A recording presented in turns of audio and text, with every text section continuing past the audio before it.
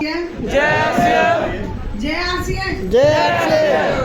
इसमें से आ रहा है कि हम बोल रहे हैं? आप बोल। जय आरसीएम। ना पैसा लगता है ना खर्चा लगता है, जय आरसीएम बोलिए बड़ा अच्छा लगता है। एक बार फिर से दिल से जय आरसीएम। क्या बात है, यहाँ के रियल में आप सबके सब कमांडो हैं। अच्छा, यहाँ पे मेरे को पहली बार कितने लोग सुन रहे हैं? एक बार हाथ खड़ा करें जो पहली बार। क्या बात है, एक बार नए मेहमान के लिए शानदार ताली होना चाहिए। नाम पूजा मौर्य, बनारस से। इस बिजनेस को शानदार कपल, मेरे वाले थोड़ा अभी दूसरी जगह हैं, एक बार उनके लिए भी शानदार ताली होना चाहिए। ना समझ में आए तो फोटो में देख लीजिए।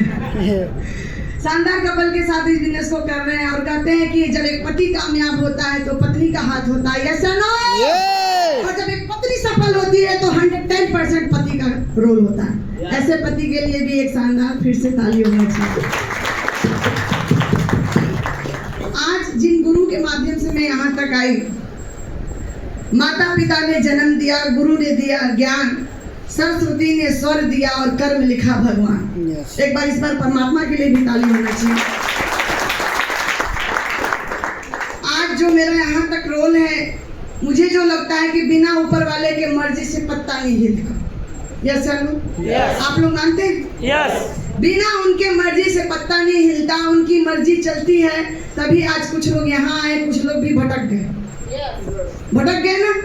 प्रयास बहुतों को किया जाता है, लेकिन ये सच्चाई है कि शिखर पे भीड़ नहीं जाती है, शिखर पे केवल एक अकेला जाता है। जी, उस सब में अकेले में आप हैं। एक बार अपने आप के लिए भी ताली बजाइए। जिन गुरु के माध्यम से मैं यहाँ तक आई, आदरणीय अंगद सर और दरोगा सर के नाम पे एक बार जोरदार ताली होना चाहिए। पहले दिल से।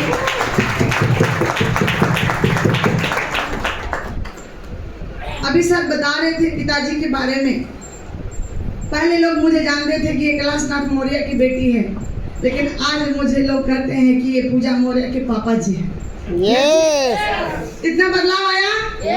आप भी चाहती हैं अपने जीवन में इतना बदलाव लाना? तो थोड़ा सा संघर्ष होगा, कोई बात नहीं। मैं ये मानती हूँ कि आज के जीवन में चाहे महिला हो या पुरुष, केवल दर्द से बच्चे नहीं जन्म लेते, दर्द से कामयाबी का भी जन्म होता है। तो तैयार हैं? दर्द झेलने के लिए तैयार हैं? इस सिस्टम में आने के बाद आदरणीय एक बार चाहेंगे हम सबके दिलों के धड़कन डी कुमार सर के लिए भी शानदार ताली। मैं उनसे देख के ये चीज सीखी, जब लोग मुझे बोलते थे बेटा जब तुम पैदा नहीं हुई थी ना तबे हम आरसीएम करके छोड़ दिए, तो जब मुझे उनका चेहरा याद आता था तो मुझे को हंसी आता था। ये आरसीएम करके नहीं छोड़ा, इसको आरसीएम नहीं छोड़ दिया, क्योंकि जब आरसीएम दिल में उतरता है, हमारे गुरुदेव बैंक की नौकरी छोड़ सकते हैं। जो असफल होता है वो बोलता है आरसीएम छोड़ दिया। तो जब लोग मुझे ऐसे समझाते थे तो बस हम यही सोच के अपने आप को समझाते थे कि ये इस लायक नहीं है कि इनको आरसीएम भी यहाँ तक लेके चले। ये बहुत हम लोग हमको क्या लगता है कि हमने आरसीएम को चुना, ये गलत बात है। ईश्वर ने हमें चुना इस अभियान को घर घर पहुंचाने के लिए। ये सोच गलत है कि हमने आरसीएम को चुना, नहीं। आपको ईश्वर ने चुना इस अभियान के माध्यम से। हर एक महिला को सेल्फ डिपेंड बनाइए, हर घर की गरीबी भगाइए, हर घर के स्वास्थ्य को ठीक करिए, हर घर में बेरोजगारी है उसको रोजगार दीजिए। इसको आपको ऊपर वाले ने चुना। इसको मानते हैं? मानते हैं?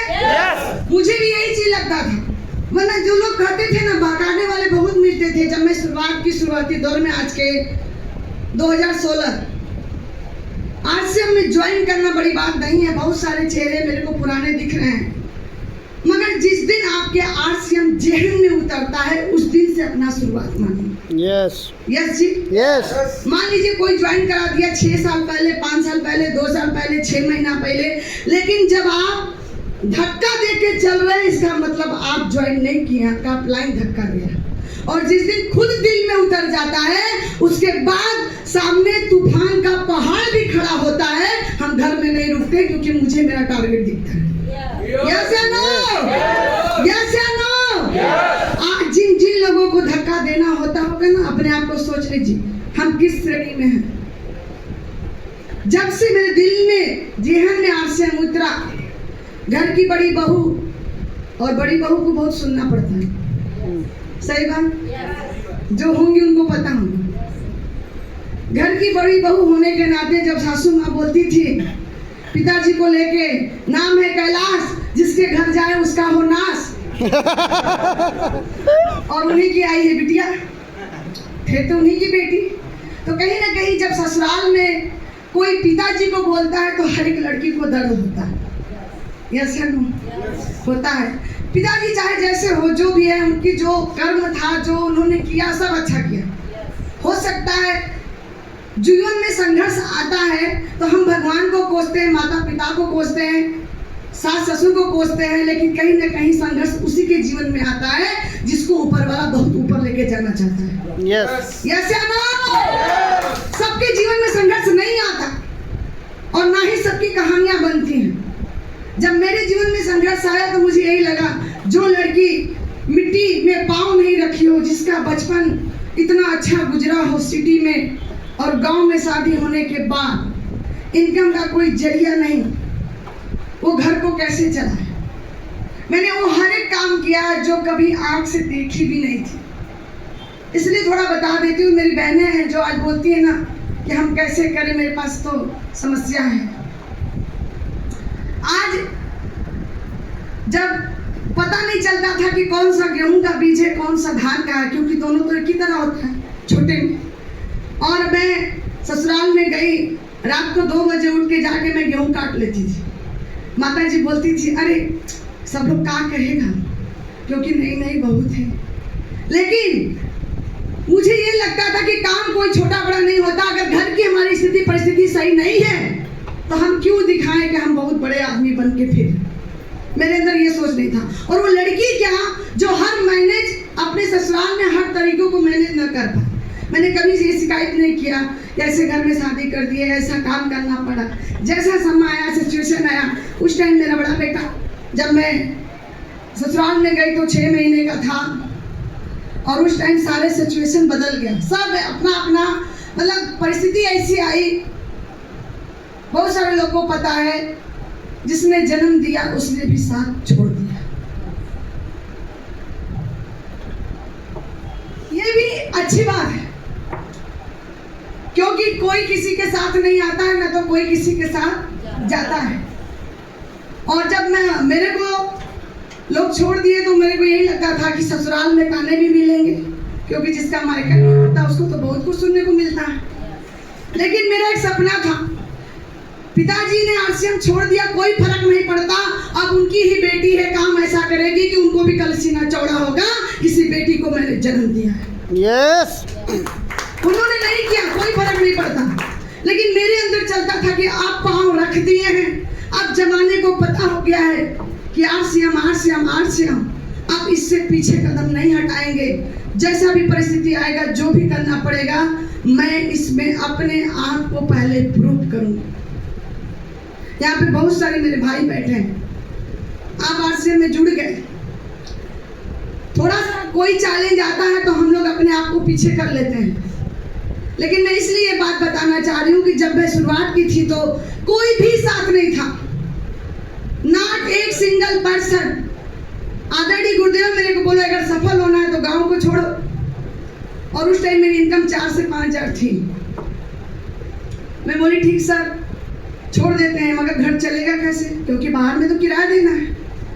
उस टाइम मेरा बेटा 9 महीने का था, छोटा वाला, और बड़ा बेटा 4.5 साल का था। तब मैं पहले घर से शुरुआत करती थी, घर से आती जाती थी इतना घूंघट करके, तो पड़ोसी बोलते थे आज बहू जा रही है, कल बहू भाग जाएगी। औरतों को यही सुनने को मिलता है अक्सर। मैं इसलिए महिलाओं को सैल्यूट करती हूँ, जो महिलाएं काम कर रही हैं। आदमी लोग तो सफल हो सकते हैं, उनको कोई उतना रोक टोक नहीं है, लेकिन समाज में महिलाएं जब निकलती हैं, घर परिवार, खानदान, रिश्तेदार, सबके सब नजर गायब होते हैं। यस या नो? मैं चाची साथ बोलती थी कहीं ना कहीं इनकर पतुया भाग न जाए।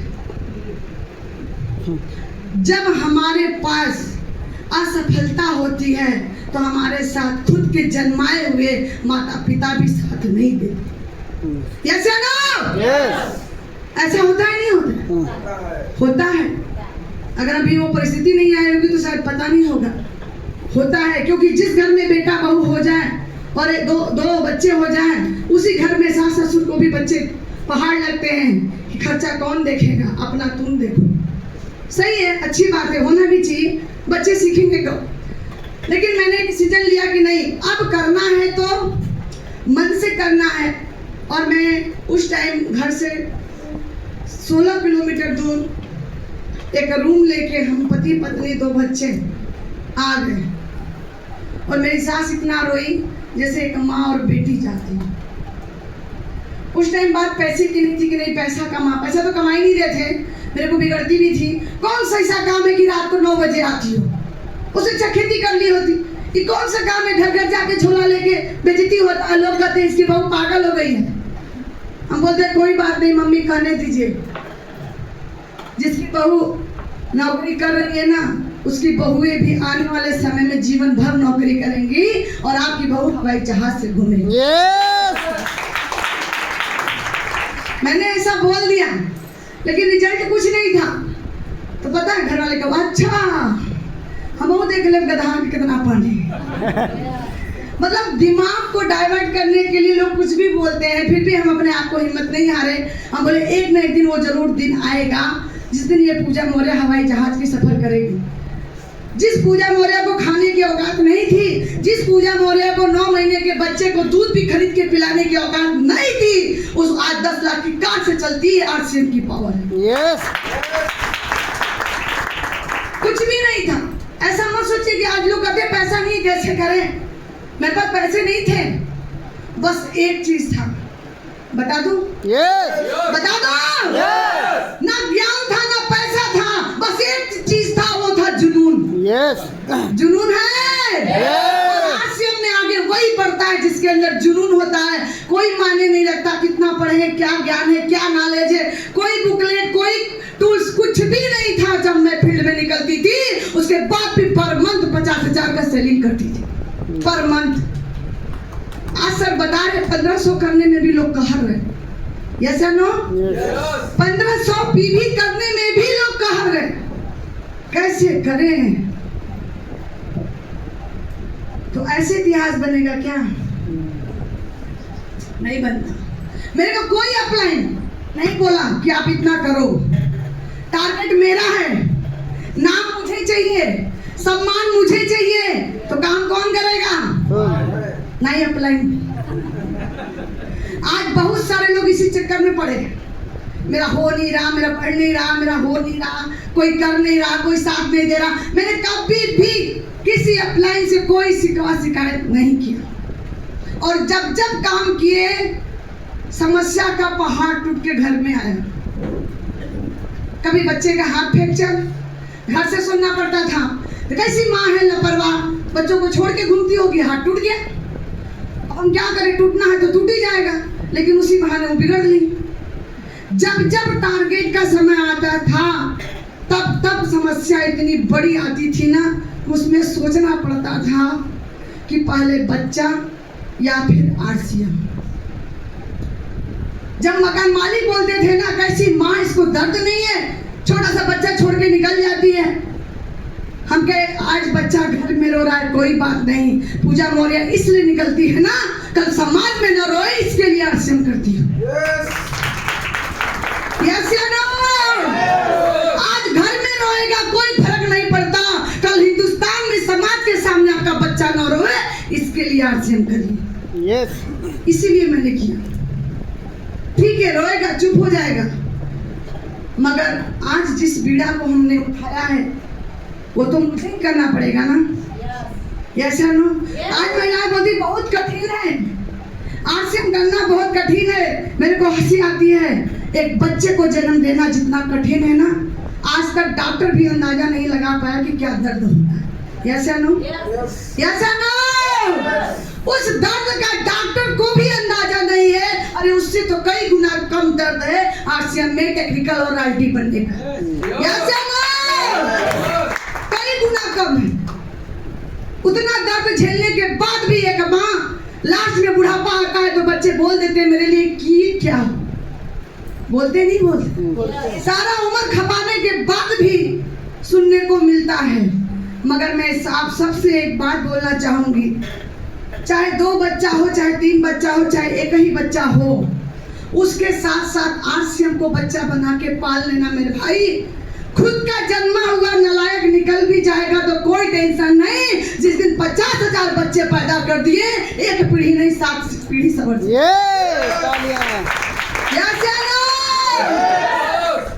कोई टेंशन नहीं।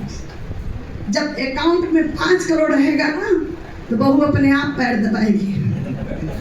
यस ना? बोलिए ना। यही होता है। और मेरे दादाजी बोलते थे छुच्छा को किसने पूछा? कोई पूछता है क्या? कोई नहीं पूछता।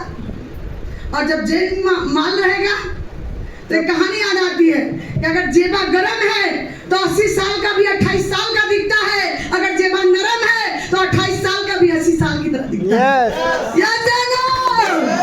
पैसे में इतनी ताकत है। पैसा बोलता नहीं है मेरे भाई, लेकिन पैसा बहुत कुछ बोलता है। यस या नो? मानते हैं आप लोग? इस बात को मानते हैं?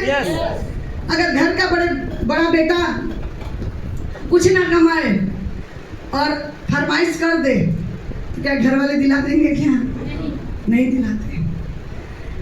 तो इस तरीके से थोड़ा शुरुआती दिनों में चैलेंज आया। लोग मेरे साथ बोलती हैं कि आप कैसे कर गई, आपके पास समस्या नहीं आया। हम बोले समस्या ही नहीं, उसका पहाड़ भी आया। लेकिन जिसके सपनों में जान होती है ना, उसके सामने कोई भी रोड़ा आए कोई फर्क नहीं पड़ता। कोई फर्क नहीं पड़ेगा। सपना पहले पैदा करिए, आज के बाद लिख लेना मुझे आरसीएम क्यों करना है। और जिसका क्यों क्लियर होता है उसको कोई धरती पर पैदा नहीं है जो कि जीतने से रोक सकता है।